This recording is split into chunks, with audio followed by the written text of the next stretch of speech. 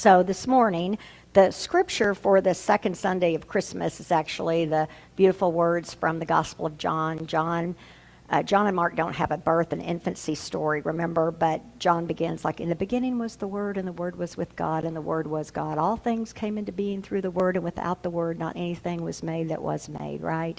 And the whole word's about the light shines in the darkness, and the darkness does not overcome it. There was a man sent, John. He was not the light, but he came to bear witness to the light. So it's this beautiful poem of really the whole world coming to creation, this world of when you look at the night sky or when you look at your tiny one and you think about the wonder and the awe and the mystery that has brought this life into being. So that's the scripture for today. But then Tuesday, the scripture for Epiphany, which we hear on this Sunday, is, we go from wonder to terror like that, right?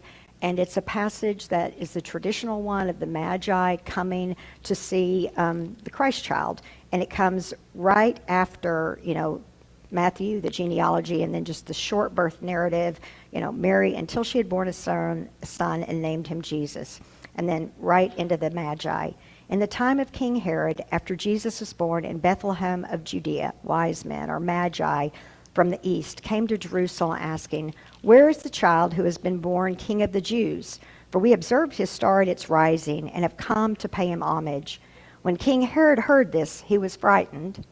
Kind of all dictators are all the same. It just is the same playbook over and over.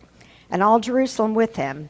And calling together all the chief priests and scribes of the people, he inquired of them where the Messiah was to be born.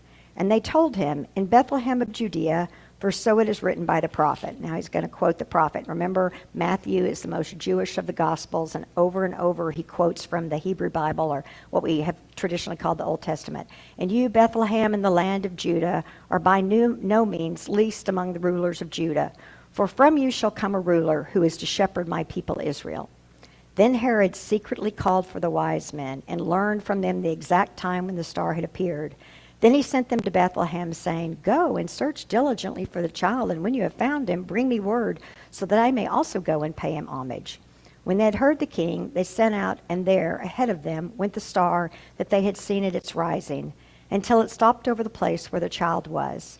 When they saw that the star had stopped, they were overwhelmed with joy. On entering the house, they saw the child with Mary his mother, and they knelt down and paid him homage. Then opening their treasure chests, they offered him gifts of gold, frankincense, and myrrh. And having been warned in a dream not to return to Herod, they left for their own country by another road.